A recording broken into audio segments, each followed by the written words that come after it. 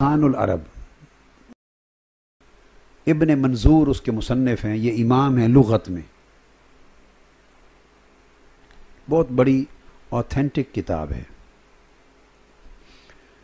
اس لسان العرب میں الوسیلہ کیا معنی؟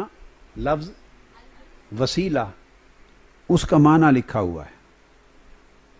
تو آپ بتائیں گے کہ وسیلہ کا معنی اور اسی وسیلہ سے توسل ہے۔ وسیلہ کا معنی لغوی معنی لسان العرب، گویا لغت کی اتھارٹی ہو گئی، اس میں ہے ہی فی الاصل ما یتوسل بہ الی الشیء ویتقرب بہ۔ وسیلہ اس چیز کو کہتے ہیں جس کے ذریعے کسی تک پہنچا جائے اور اس کا قرب حاصل کیا جائے۔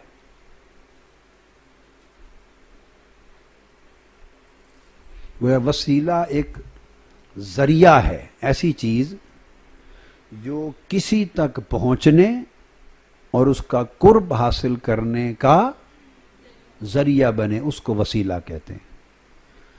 اور یہ کسی کے ذریعے اور وہ جو چیز ہو اس کی طرف رغبت ہو، یعنی مرغوب ہو، رغبت کے ساتھ۔ صاف ظاہر ہے وہ ایسی چیز ہی ہوگی جس کی طرف طبیعت راغب ہو، اللہ کی بارگاہ میں وہ مقبول ہو، اللہ کی پسندیدہ چیز ہو، تبھی وہ مرغوب ہوگی، اس کی طرف رغبت ہوگی۔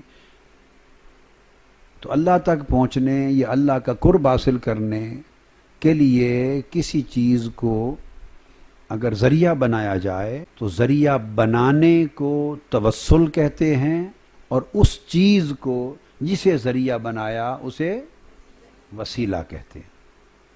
لسان العرب، اس کی جلد 11 اور صفحہ 725، ویسے ریفرنس بتا دیا میں نے آپ کو۔ اور المفردات امام راغب اصفہانی، المفردات امام راغب اصفہانی، اس میں بھی ہے یہ معنی۔ اور ایک ریفرنس اس سے زیادہ اور سالڈ دیتا ہوں، علامہ زمخشری، یہ ایک مفسر ہیں، ان کی کتاب ہے تفسیر الکشاف، یہ تفسیر کشاف کے مصنف ہیں علامہ زمخشری۔ یہ لغت کے، ادب کے، نحو اور لغت کے امام ہیں، لغت کے بھی اور نحو کے امام ہیں۔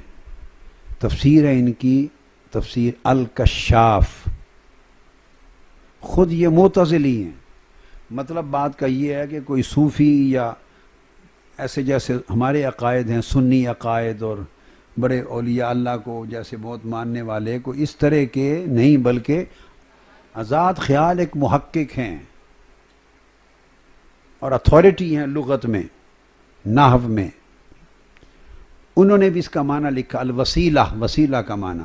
تو یہ حوالہ تفسیر کشاف جلد اول صفحہ 488۔ علامہ زمخشری بھی لکھتے ہیں ہر وہ چیز جس کے ذریعے اللہ تک پہنچا جائے یا اللہ کا قرب حاصل کیا جائے اس کو وسیلہ کہتے ہیں۔